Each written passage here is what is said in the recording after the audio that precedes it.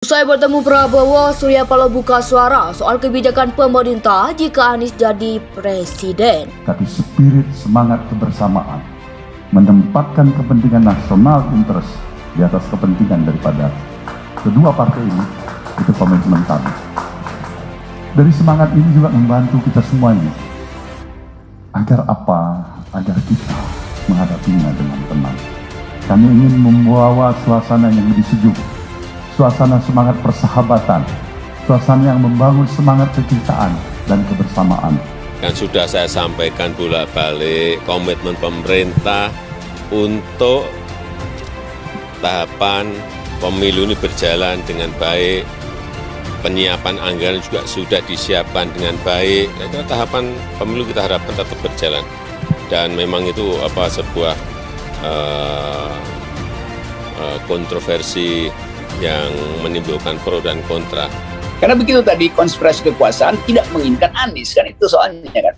Lepas kita suka apa tidak suka, kita kritik Anies atau kita puji, tetapi dia berhak untuk menikmati kebebasan dia dalam upaya mengeksplorasi potensi dia untuk jadi presiden. Itu yang mestinya kita bayangkan tuh. Kalau di ujung nggak ada soal, tapi jangan dijegal di depan dong. Itu juga ngaco. Kalau mau jegal udah pakai 20%, udahlah.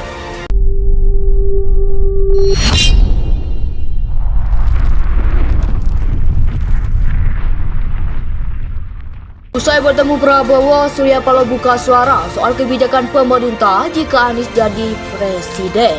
Ketua Umum Partai Nasional Demokrat atau Nasdem, Surya Paloh buka suara mengenai penerusan kebijakan yang telah diambil oleh pemerintah saat ini jika Anies terpilih menjadi sebagai Presiden RI. Dalam konferensi pers sesuai pertemuannya dengan Ketua Umum Partai Gerakan Indonesia Raya atau Gerindra, Prabowo Subianto di Hambalang Minggu 5 Maret 2023. Surya menyebut akan sangat baik jika kebijakan yang sudah ada kemudian diteruskan oleh Anies. Masalahnya yang tadi hanyalah masalah kalau terpilihnya Bung Anies, apakah akan meneruskan polisi kebijakan yang sudah dijalankan oleh pemerintah saat ini.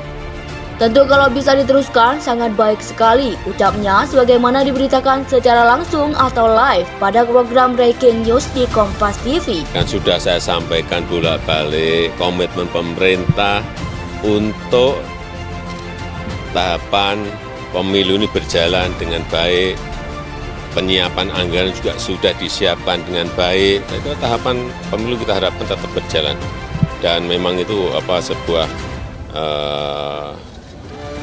kontroversi yang menimbulkan pro dan kontra.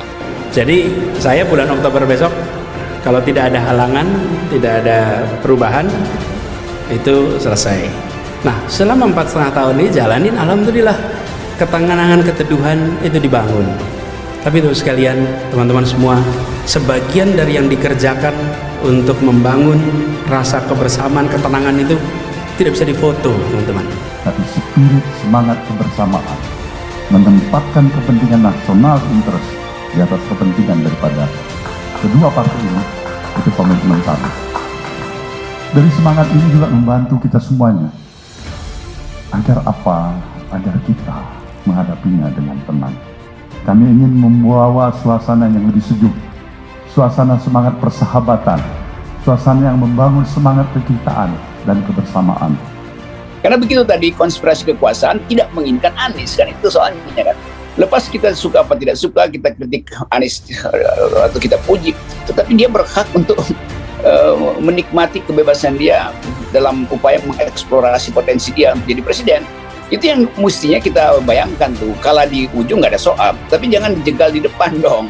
Itu juga ngaco. Kalau mau jegal udah pakai 20%, udahlah.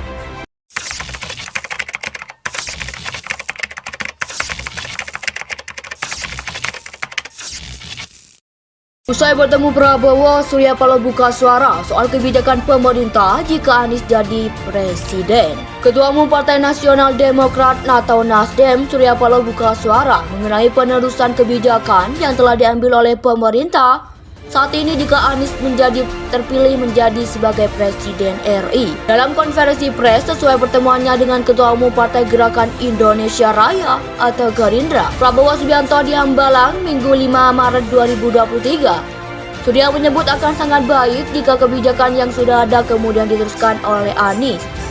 Masalahnya yang tadi hanyalah masalah kalau terpilihnya Bung Anies, apakah akan meneruskan polisi kebijakan yang sudah dijalankan oleh pemerintah saat ini.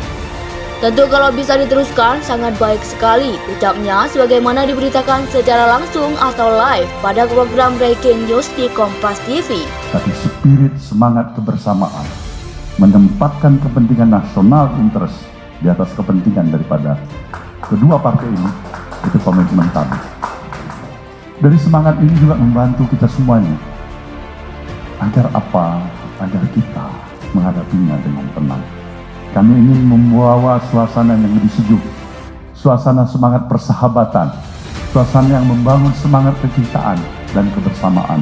Kan sudah saya sampaikan bolak-balik komitmen pemerintah untuk tahapan pemilu ini berjalan dengan baik, penyiapan anggaran juga sudah disiapkan dengan baik. Saya kira tahapan pemilu kita harapkan tetap berjalan, dan memang itu sebuah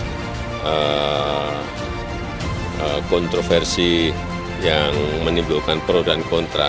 Karena begitu tadi konspirasi kekuasaan tidak menginginkan Anies, kan itu soalnya kan. Lepas kita suka apa tidak suka, kita kritik Anies atau kita puji, tetapi dia berhak untuk menikmati kebebasan dia dalam upaya mengeksplorasi potensi dia untuk jadi presiden. Itu yang mestinya kita bayangkan tuh, kalah di ujung nggak ada soal, tapi jangan dijegal di depan dong. Itu juga ngaco. Kalau mau jegal udah pakai 20%, udahlah. Jadi saya bulan Oktober besok, kalau tidak ada halangan, tidak ada perubahan, itu selesai. Nah, selama 4,5 tahun ini jalanin, alhamdulillah, ketenangan, keteduhan itu dibangun.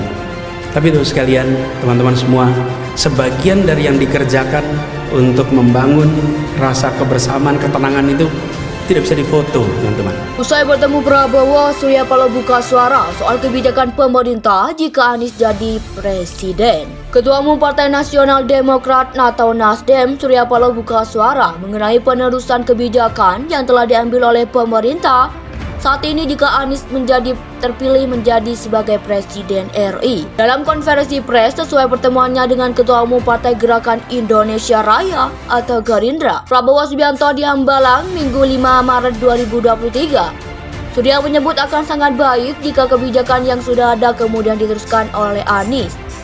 Masalahnya yang tadi hanyalah masalah kalau terpilihnya Bung Anies, apakah akan meneruskan polisi kebijakan yang sudah dijalankan oleh pemerintah saat ini. Tentu kalau bisa diteruskan sangat baik sekali, ucapnya sebagaimana diberitakan secara langsung atau live pada program Breaking News di Kompas TV.